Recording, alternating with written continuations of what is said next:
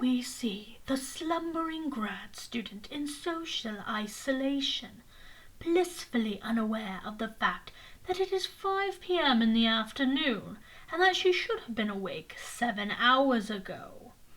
But this species of grad student has gained a new adaptation of being nocturnal, as the human population of Montreal no longer rouses this female specimen with emails and the sounds of construction outside her window. Once the creature has alleviated and groomed herself, she will go on to her next task of hunting her dinner. This specimen will then do subpar squats in an attempt to stave off her growing feelings of doom. After the hunt is complete, she will sit down and turn on YouTube in an attempt to simulate the friends she once had. She may stop in her routine to contemplate the stacks of unfinished work she has.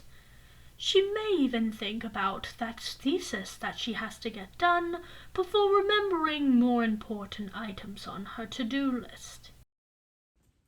Hey y'all, how's everybody doing out there?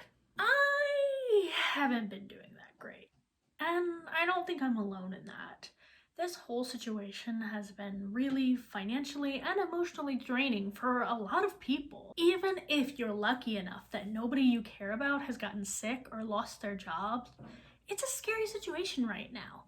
And a lot of people are starting to question ideas that they thought of as foundational to their society. And while some are beginning to question economic institutions, others are beginning to question what were once deeply held cultural traditions. But when we pull back, were these ideas really all that concrete to begin with? Let's talk about that. I don't think it's controversial for me to say that people around the globe can often have radically different lives. I mean, some people drive on the left side of the road, some people eat with chopsticks, some people don't even have plumbing or electricity for their entire lives. And you might sit there and say, okay, Sam, so the window dressing is different, but at our cores, we are all human and we all have the same values. And well, they're not wrong. I mean, yes, we are all human. We are all the same species. There's nothing biologically that separates one group from another. That is true. But I think if we treat culture as if it's some costume, as if it's just some layer of paint that you can just strip off, and at the core, there's nothing about culture that truly influences people's thinking or their ways of doing things, I think that can lead to some dangerous implications as well. We can think of culture as a filter through which we view the world, and I want to clarify that when I say culture, that is not synonymous with nationality. Culture simply means a group of people who have a shared system of beliefs or practices. So when we're thinking about culture, let's use my glasses as a metaphor. These glasses are prescription. There are many prescriptions like it, but this one is mine. With these glasses, I can see the world as anyone else can. And without them, I'm as blind as a bat. But if you were to take my glasses and try them on for yourself, you're probably just gonna get a blurry mess and you won't be able to see things like I will. You might think, how could someone see with this prescription? Or this poor girl, she's been blind this whole time and she didn't even know it. So you could try to force me to use your glasses prescription. And if I just ignored you and kept using my own because I knew I was better off with it, you might steal my glasses or break them because you think that I'm being stubborn and that if I only tried using your glasses, I'd see that I couldn't see anything with my glasses and I needed to use yours. Now, that might sound like a silly example. I mean, I think most people would know better than to assume that their prescription is going to work as good on someone else. But I think when we ignore how culture can affect the way that we see the world, we start to imagine that people who don't see the world the same way as us as being stupid or willfully ignorant or evil sometimes even. In fact, what I just described was the whole thought process behind 19th, 20th, and modern day examples of imperialism. Commonly known as the white man's burden, the idea basically was that European cultures who colonized other parts of the world were doing a good thing because they were bringing etiquette and culture to the barbaric masses. As I mean, obviously, white people are just like the best at everything. Don't you know that? That is sarcasm, if you couldn't tell. And let's be real, I'm not gonna sit here and pretend that anthropologists are innocent of this mindset. I could make a whole nother video about the racist history of anthropology, and I probably should. It's definitely a thing. But I bring all this up because modern anthropology has a golden rule that it's supposed to follow to help not go in that direction.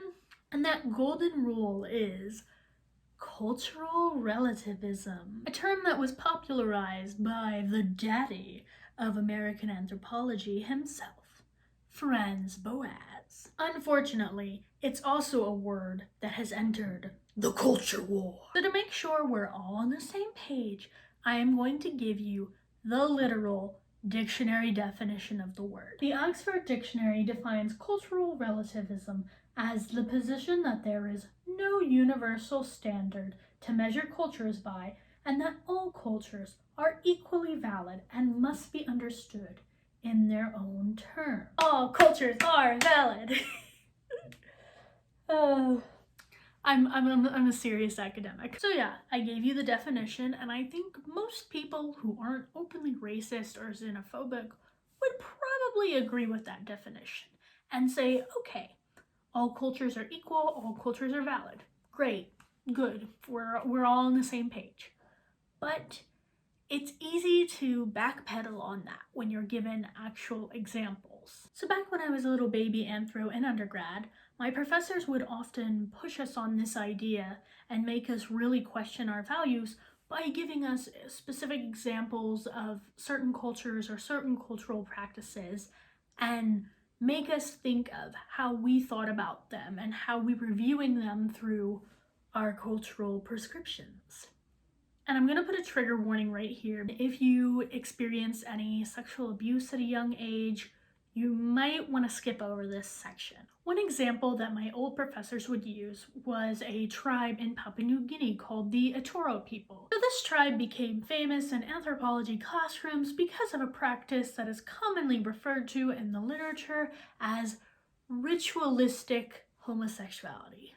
You see, in this tribe, it's commonly believed that semen carries the life force, and it's what makes young men virile and strong. So yeah, you might argue that that's not really that different than what men in your own country think. But they also think that young boys lack this essence and that they need to acquire more of it to become men. So when these boys are coming of age, when they're on the cusp of manhood in this society, they go through a ritual in which they obtain more of that essence, more of that life force within the semen by performing fellatio on older members of the tribe and consuming that life force. I couldn't find an exact age. It just said pubescent era, so roughly around the time that young boys would be going into puberty, they have this ritual with the older members of the tribe. And when you hear that story I just told you, whatever feeling that story makes you feel, I want you to hold on to that. I want you to keep feeling that feeling, digest that feeling. When my professor finished that story and he looked around the room and he wanted to know what we all thought of the story, we were kind of all speechless. I think for a group of young anthropologists who have all been told that cultural relativism is this quintessential idea, this golden rule that we all need to follow. We all need to be cultural relativists in everything that we do. We kind of all didn't know what to say. And I'll be honest with y'all, when he first was telling us that story, my immediate, like my gut reaction was disgust. And you might have been as disgusted as I was. You might have been horrified. And I'm not here to guilt you for that reaction. But I do want to ask, why are you horrified? And that might seem like a stupid question. You might think, of course I'm horrified. Who wouldn't be horrified? We should all be horrified at that. But stay with me a minute. If we go back to that definition of cultural relativism I gave earlier in the same video, it says that culture should be judged by their own terms. And in this tribe, it's not considered a sexual act. It's considered a rite of passage that all men go through, regardless of sexual orientation. And I might give you that explanation, and you might still say, no, it's wrong. They shouldn't be doing it, and you can't change my mind about that. And I'm not going to try to condemn you if you feel that way. But again, I have to ask, why do you feel that way? Because that idea, that concept that it's wrong, that they shouldn't be doing that it's pedophilia, you weren't born with that idea in your head. It came from somewhere. And I can not like it either and say that I personally don't like it, but that idea was planted in my head as well at some point. These ideas, these laws of what's right or wrong or what should or should not be done, they're not the rules of nature. They're not the rules of, common sense or whatever you want to call it.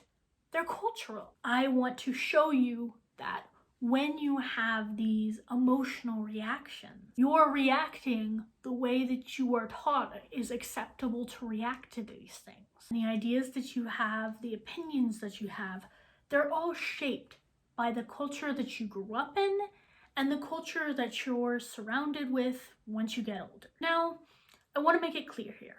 I'm not saying that groups of people all step in line and all think exactly alike.